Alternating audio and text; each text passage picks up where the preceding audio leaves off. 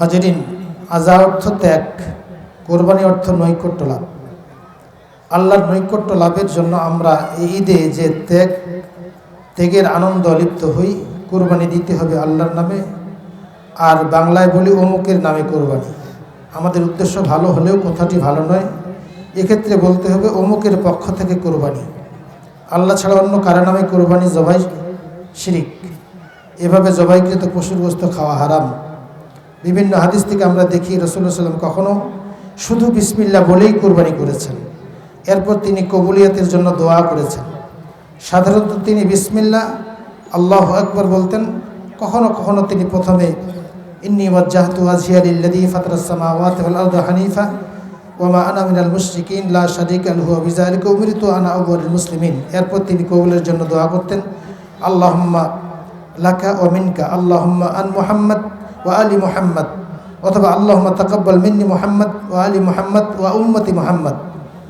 আল্লাহ আপনার জন্য, আপনার পক্ষ থেকে, হে আল্লাহ মুহাম্মদ সাল্লাল্লাহু আলাইহি ওয়াসাল্লাম ও পরিবারের পক্ষ থেকে, হে আল্লাহ আপনি কবুল করুন এই কুরবানি মুহাম্মদের পক্ষ থেকে, মুহাম্মদের পরিবারের পক্ষ থেকে, মুহাম্মদের উম্মতের পক্ষ থেকে। হাজিরিন, কুরবানি নিজ হাতে দেওয়া সুন্নত উত্তম, তবে নিজের অসুবিধা হলে অন্যকে দিয়ে কুরবানি করানো যায়। তবে আমি গুনাহগার, আমার কুরবানি বোধহয় হবে না, অথবা আলিমদের দিয়ে কুরবানি না করলে কুরবানি হবে না, এরূপ চিন্তা করার কোনো ভিত্তি নেই। অমুক এসে কুরবানি করে দিলে বা দোয়া করে দিলে আমার কুরবানি আল্লাহর নিকট কবুল হবে, এরূপ চিন্তার কোনো ভিত্তি নেই। নিজের জন্য সম্ভব না হলে কারো সাহায্য নেওয়া যায়। কোরবানি করে দেওয়া, কোরবানির পশুর চামড়া ছড়ানো, গোশত কাটা, বন্টন করা ইত্যাদি সবই নিজে করতে পারলে ভালো। প্রয়োজনে অন্য কাউকে সাহায্য করতে পারে। এ সাহায্যের বিনিময়ে তিনি পারিশ্রমিক গ্রহণ করতে পারেন। জবাইকারীকে কোরবানির গোশত, মাথা, চামড়া পারিশ্রমিক হাদিয়া হিসাবে দিলে কোরবানি নষ্ট হয়ে যাবে। তাকে কিছু দিতে হলে কোরবানির বাইরে নিজের পকেট থেকে দিতে হবে। হাজিরিন, আল্লাহ পৃথিবীকে মানুষের কল্যাণের জন্য সৃষ্টি করেছেন। কেবলমাত্র মানুষের নিশ্চিত কল্যাণ উপকারের জন্যই পশু জবাই করা বৈধ। খাদ্য আহারের প্রয়োজন ছাড়া একটি পশু চড়ুই পাখি পর্যন্ত হত্যা করা মহাপাপ। আল্লাহ রাসূল বলেছেন, এক মহিলা একটি বিড়ালকে রাগ করে বেঁধে রেখেছিলেন এবং বিড়ালটি না খেয়ে মারা গিয়েছিল। আল্লাহ রাসূল বলেন, এই মহিলাটিকে আল্লাহ জাহান্নামে নিক্ষেপ করেছেন। মূলত এই কুরবানি লক্ষ লক্ষ পশু কুরবানি হবে, আর এই কুরবানির মাধ্যমে আল্লাহ তাআলা সওয়াব দান করবেন। পশু মানুষের জন্য যখন আপনি কোরবানি দেবেন আল্লাহর জন্য, তখন আপনার গুনাহ আল্লাহ মাফ করবেন। কিন্তু উদ্দেশ্য ছাড়া হত্যা করা, এটি হলো মহাপাপ। এই জন্য এই হাদিসটি এসেছে। আসুন এই কোরবানির মধ্য দিয়ে আমরা শিক্ষা গ্রহণ করি। আল্লাহ আর আমাদেরকে সামনের দিনে, সামনের ঈদে নাও রাখতে পারেন। আমরা তো লক্ষ্য করলাম অনেক ভাই ঈদের গরু কিনেছেন, আমাদের সঙ্গে ঈদ করবেন, কিন্তু গরু তার আছে, কোরবানি হবে, কিন্তু তিনি আর আমাদের কাতারে থাকতে পারলেন না। মানুষগুলো এমনই, তার পরিবারের লোকও আর খুঁজে না, মনে হয় এটাই হলো স্বাভাবিক, ঠিক এমনি করে একদিন আমরা চলে যাব। এজন্য একটা বিষয় আমাদেরকে ভাবতে হবে, পৃথিবীর যত প্রাণী সব হলো মানুষের জন্য। আকাশ, বাতাস, গ্রহ, নক্ষত্র, নীহারিকা, সৌরমণ্ডল, বিদ্যুৎ, পানি, গরু, ছাগল, হাঁস, মুরগি যাহা আছে সব মানুষের জন্য। শুধু মানুষটা আল্লাহর জন্য, এটা আল্লাহ চাচ্ছেন। এই জন্য একটা হাদিসের মধ্যে এসেছে, বান্দা যখন আল্লাহকে খুব ডাকে তখন আল্লাহ ফেরেশতাদেরকে বলে, আমার বান্দা কখন আমার কাছে আসবে?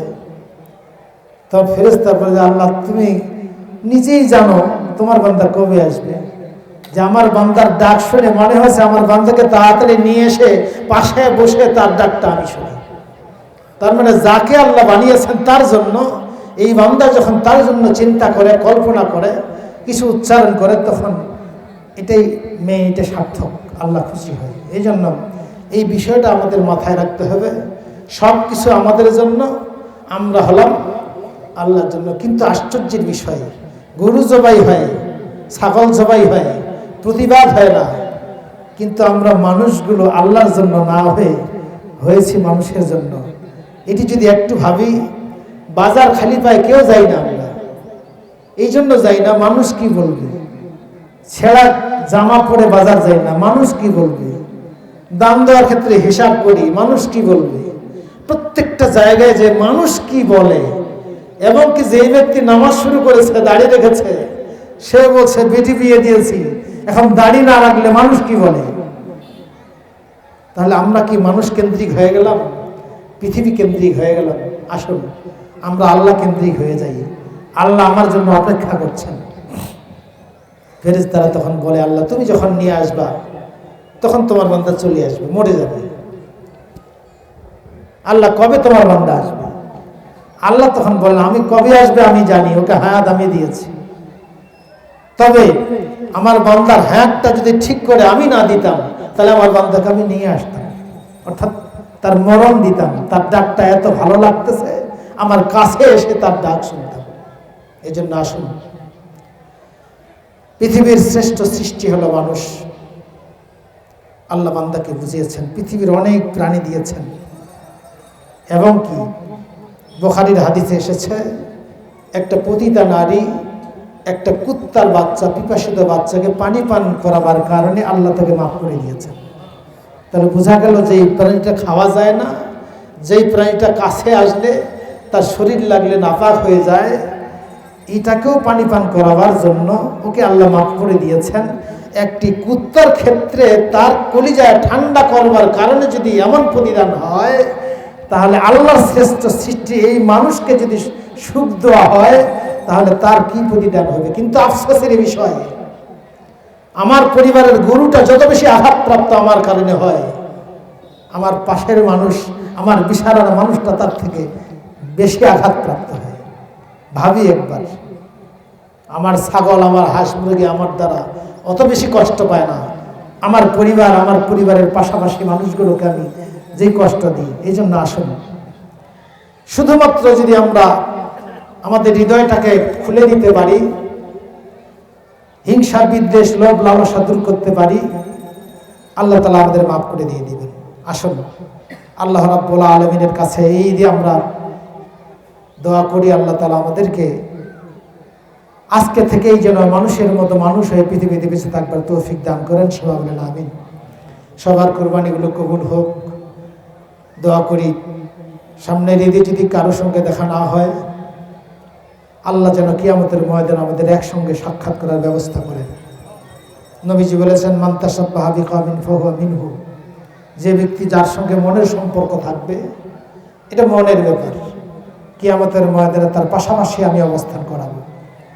আল্লাহ তাআলা আমাদেরকে যেন একসঙ্গে কিয়ামতের ময়দানে উঠিয়ে জান্নাতে যাওয়ার ব্যবস্থা করেন। অনেক আপনজন দোয়া চেয়েছেন, অনেক আমাদের আপনজন চলে গেছেন। আজকের দোয়া ফেরত হবে না, আল্লাহ কবুল করবেন। প্রাণ খুলে আমরা দোয়া করব। যেই মা বাবা আমাদের চলে গেছে, ছোট্টবেলায় তাদের সঙ্গে আমরা ঈদ করেছি, এই স্মৃতিটা মনে আছে। আমরা সবার জন্য দোয়া করব, আল্লাহ তাকে যেন তাদেরকে যেন ঈদের খুশি দান করেন। সবাই বলেন আমিন। সুবহানাকাল্লাহুম্মা বিহামদিকা আশহাদু আল্লা ইলাহা ইল্লা আনতা আস্তাগফিরুকা ওয়া আতুবু ইলাইক।